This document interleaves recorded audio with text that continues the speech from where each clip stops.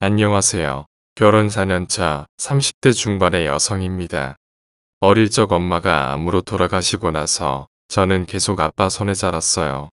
할머니와 고모는 엄마가 돌아가셨을 때 여자애를 아빠가 어떻게 키우겠냐고 하며 시골집에 데려다 놓으라고 하셨다 해요.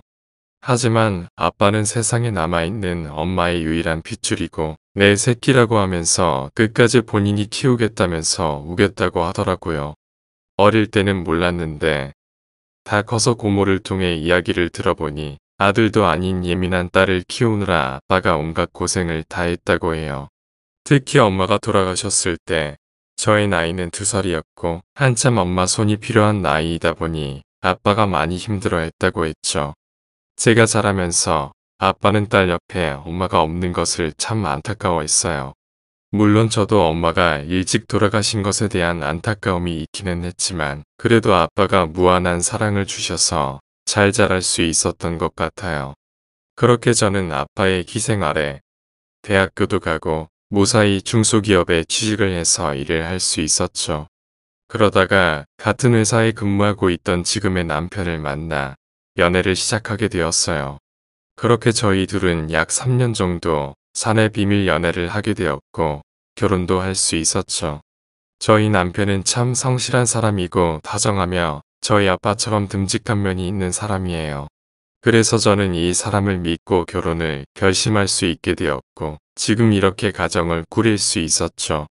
사랑하는 사람과 가정을 꾸려 부부로 살 수 있게 되니까 너무 행복했던 것 같아요. 연애할 때처럼 데이트 후 헤어지기 아쉬워서 같은 곳을 여러 번 돌지 않아도 되고 함께 밥을 먹고 생활하는 게 너무 당연한 일이 되었으니까요. 그러나 저의 행복은 그리 오래 가지 않았죠. 남편과 결혼한 지 2년째 되던 날, 저는 친정 아빠의 교통사고 소식을 듣게 되었어요. 경찰관님의 이야기를 들어보니 비가 억수로 쏟아지던 날 걸어서 집에 들어가다가 일이 벌어진 것 같다고 하더라고요. 경찰관님이 지나가는 사람들의 신고를 받고 현장에 출동했을 때는 가해자가 이미 도주를 한 상태라 잡지 못했고 하필 사고가 난 곳이 CCTV가 없는 외진 곳이라서 목격자를 찾기도 쉽지 않을 것 같다고 하셨어요. 그렇게 사고를 당한 아빠는 병원에 도착하자마자 곧바로 응급수술에 들어가게 되었다고 했죠. 하지만 오랜 시간 수술을 끝내고 나온 의사 선생님은 이미 아빠의 상태가 심각해서 눈을 뜰 수 있을지는 두고 봐야 한다고 하셨어요. 하지만 친정아빠는 며칠이 지나도 깨어나지 않았고 의사 선생님께서는 혼수 상태인 것 같다고 하시더군요. 저에게 친정아빠는 온 세상이나 다름없는데 너무 절망적이었던 것 같아요. 의사 선생님께서는 일단 아빠가 깨어나기를 기다려보자고 하셨죠.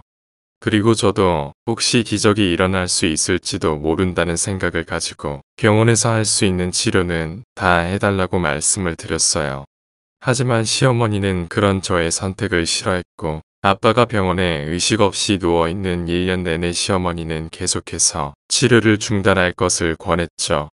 그러나 저는 아빠를 포기할 수 없었고 시어머니의 뜻을 받아들이지 않았어요. 그랬더니 시어머니가 한 번은 도저히 참을 수가 없었는지 갑자기 신혼집에 쫓아와서 난리를 치더라고요. 야, 너 내 말이 말 같지 않아?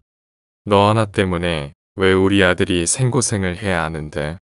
어머니, 그게 무슨 말씀이세요?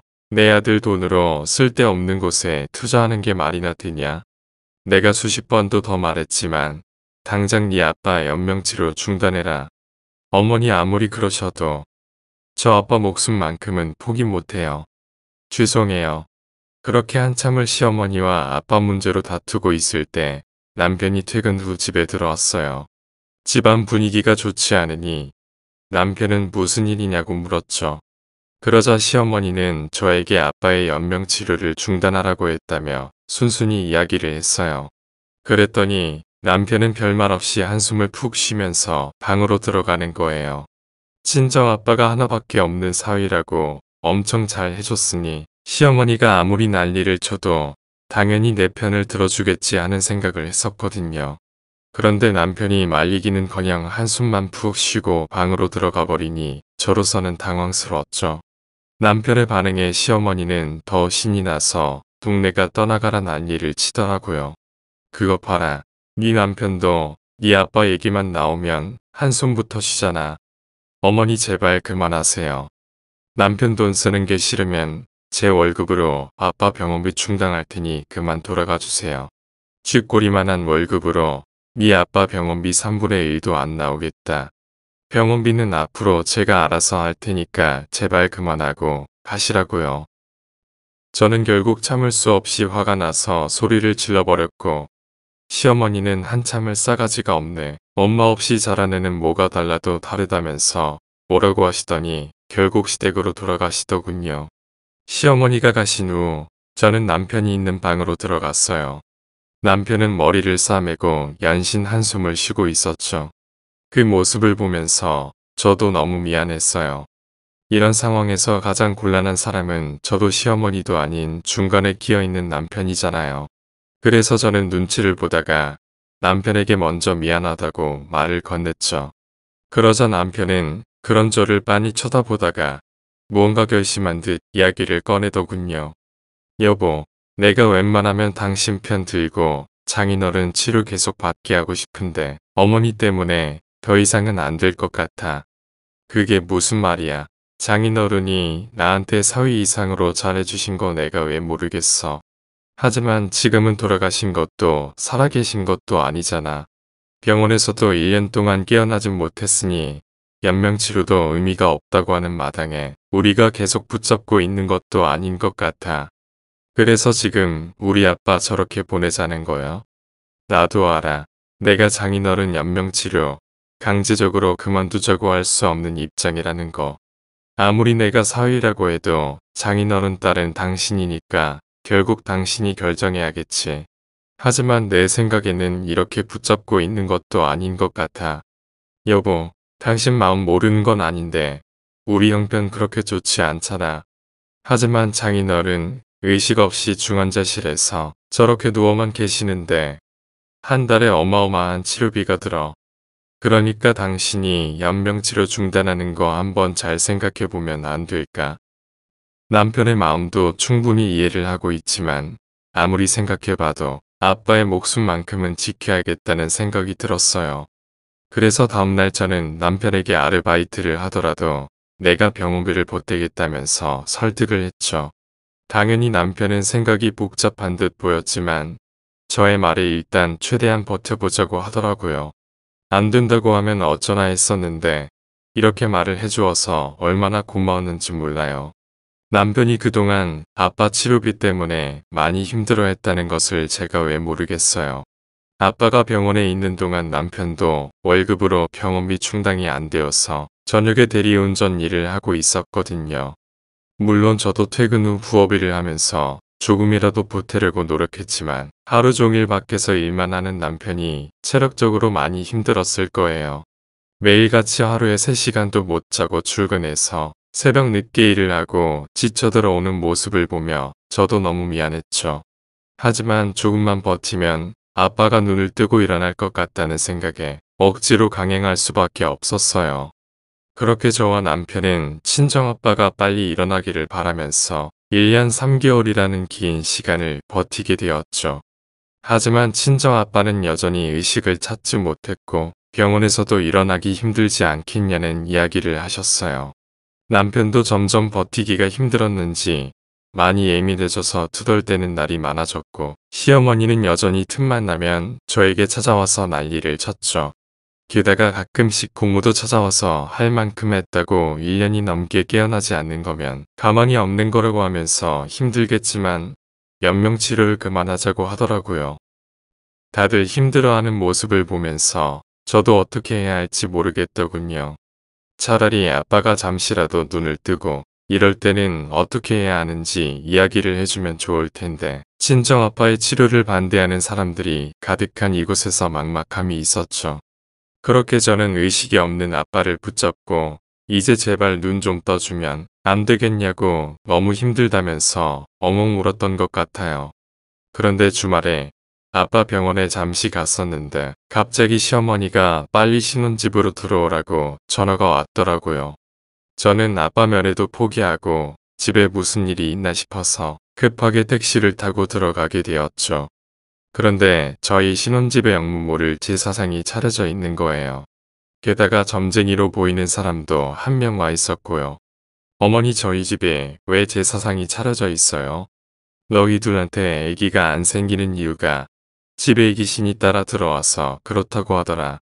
그래서 옆에 계시는 점쟁이가 애기신을 쫓아내려면 제사상을 차려야 한다기에 준비해봤다. 애기신이라니요. 무슨 말도 안 되는 소리를 하시는 거예요. 애기신이 이곳에 뭐 볼 게 있다고 굳이 저희 집에 따라 들어오나요?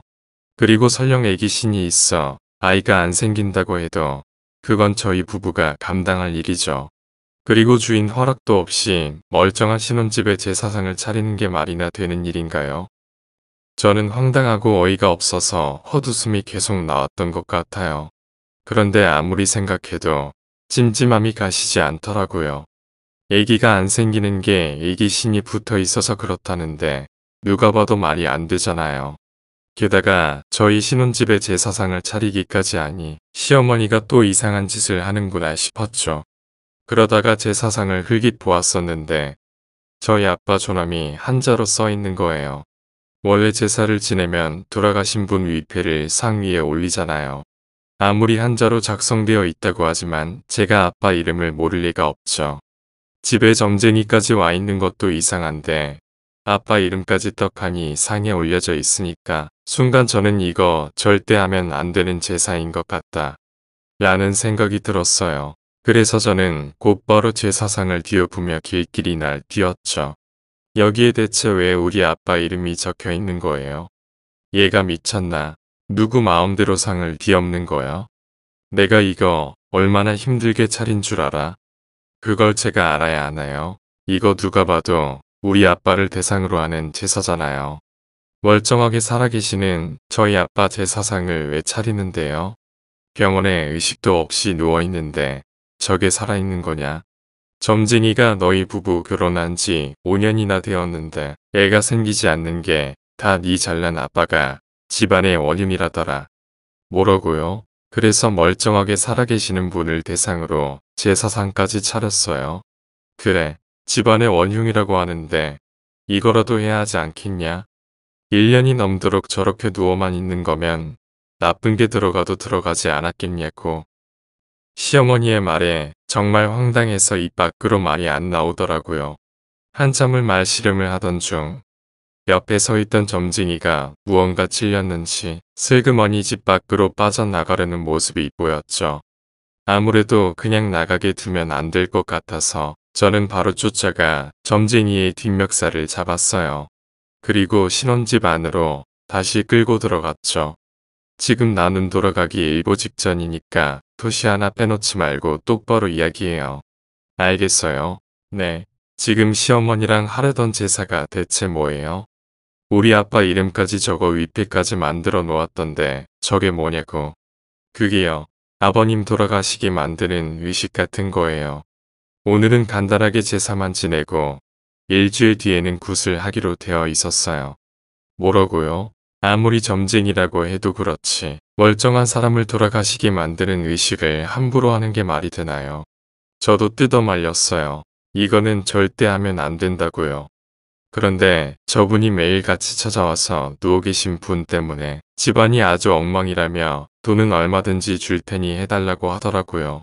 이유가 어찌되었건 제가 안 하겠다 했어야 했는데 돈에 눈이 멀었어요. 미안합니다. 시어머니가 데리고 온 점쟁이는 이 말을 끝으로 도망치듯이 집을 나갔어요. 그리고 저는 화가 잔뜩 나서 시어머니에게 난리를 쳤죠. 제사의 구판을 버릴 생각을 하신 거예요. 지금 장난해요. 아무리 저를 그리고 우리 아빠를 만만하게 봤어도 그렇지. 이게 말이나 된다고 생각해요. 말이 안 되게 뭐냐. 막말로 네 아빠도 딸의 인생이 바뀐다는데 애비로서 이해하지 않겠니? 1년이 넘게 못 깨어났으면 죽은 거나 마찬가지인데 그냥 이참에 보내지 그러냐. 그리고 니네 아빠 깨어나봤자 회사에서도 버려져서 이제 돈 한 푼 없는 그 지인데 그거 누가 먹여 살리냐. 결국에는 우리 아들 목 되는 건데 내가 임의로써 가만히 있을 수 있겠어? 아무리 그래도 이건 아니죠. 1년 넘게 저희 아빠 연명치료 중단하라고 찾아와 난리를 치더니 이제는 하다하다 제 사상의 구판까지 동원하신 거예요. 저 이거 그냥 못 넘어갑니다. 네가 못 넘어가면 어쩔 거냐? 내가 네 아빠한테 가서 무슨 짓을 한 것도 아닌데 본인은 아무 잘못이 없다는 듯 막무가내로 나오는 시어머니에게 너무 화가 나서 저는 그냥 그대로 집을 나와버렸어요. 그리고 곧바로 남편에게 전화를 해서 이혼 통보를 했죠. 남편은 대체 무슨 일이냐고 갑자기 이혼 통보를 하면 어쩌냐면서 퇴근하고 바로 집으로 들어올 테니 나중에 이야기를 하자고 하더군요. 하지만 저는 이미 이혼을 하기로 마음을 먹은 상태였으며 이혼 서류를 챙겨 미리 작성해 놓았어요. 물론 남편은 시어머니와 달라서 너무 좋은 사람이라는 것을 알고 있지만 시어머니가 제 사상까지 차리는 것을 보면 앞으로 더한 짓도 하겠다 싶어서 이혼을 마음먹을 수밖에 없었죠. 그렇게 한참의 시간이 지난 이후에 저는 집으로 다시 들어갔어요. 시어머니는 그 난리를 쳐놓고 집안을 하나도 치우지 않은 채 그냥 돌아갔더라고요. 너무 어이가 없었지만 일단 저는 집안을 치우지 않고 그대로 남편이 퇴근하기를 기다렸죠. 그렇게 2시간 정도가 흘렀을 때 남편이 퇴근 후 급하게 집으로 달려왔고 난장판이 된 집을 보면서 대체 이게 무슨 일이냐고 물었어요. 그래서 저는 이 모든 일이 시어머니 때문에 일어난 거라고 우리 아빠 제 사상을 차리는 미친 짓을 했다고 이야기를 해줬죠. 그랬더니 남편은 한숨을 크게 쉬더니 고작 이것 때문에 본인한테 이혼 통보를 한 거냐고 묻더라고요. 그 말을 듣고 저는 너무 어이가 없어서 헛웃음을 지을 수밖에 없었죠. 고작 이것 때문에 이혼 통보를 한 거냐고. 당신 눈에는 안 보여? 멀쩡하게 살아계시는 우리 아빠 위패 모셔놓고 제사 지내려고 했다니까. 그냥 이해할 건 이해하고 넘어가면 안 돼. 막말로 장인어른 1년 넘게 일어나지 못했는데 죽은 거나 마찬가지 아니야. 지금까지 당신이 계속 우겨서 나도 엄마도 힘들어하는 건 눈에 안 보이냐고. 뭐라고 우리 아빠 위패 모셔놓고 제사까지 지내려고 한 사람을 어떻게 이해하고 넘어가.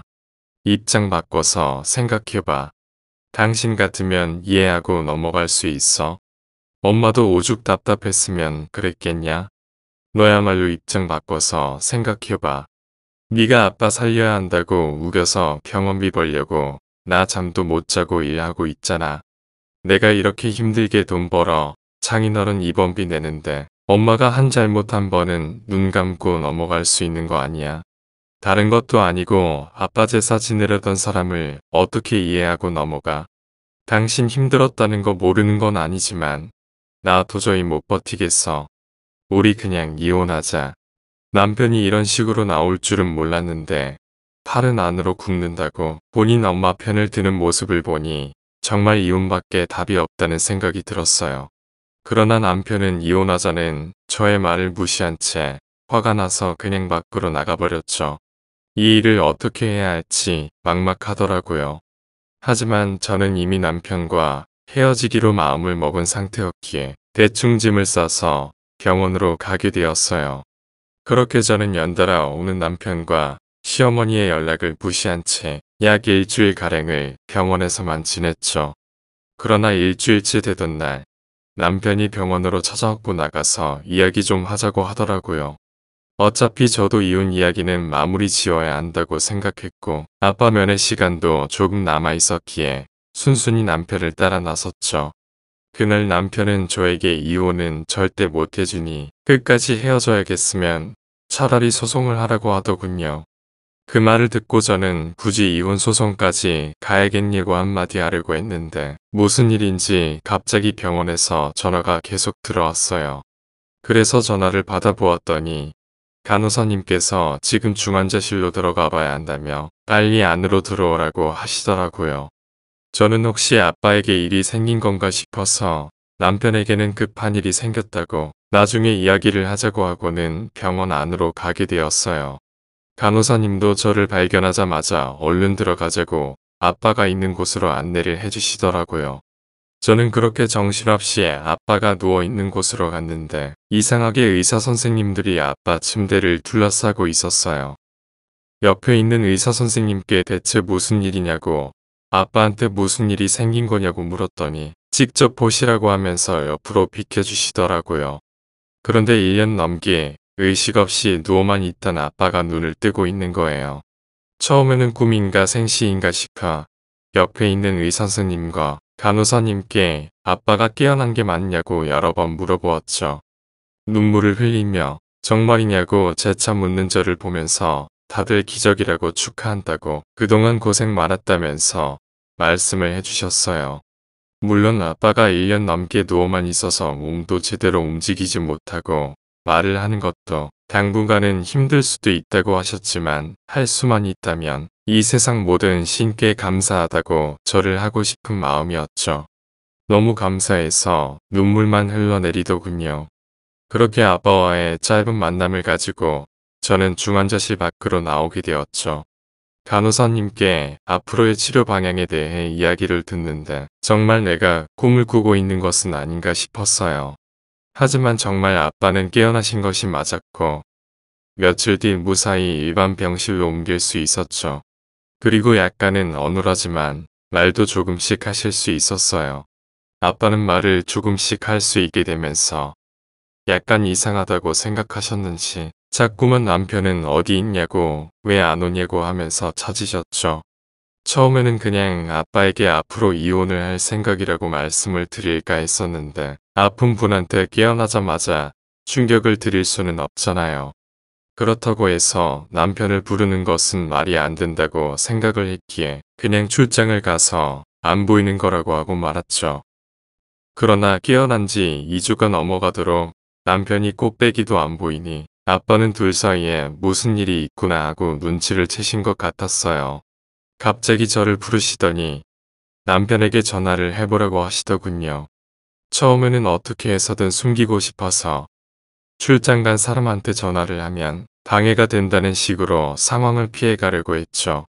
하지만 아빠는 아무리 출장을 갔어도 전화는 받을 거 아니냐면서 얼른 걸어보라고 했어요.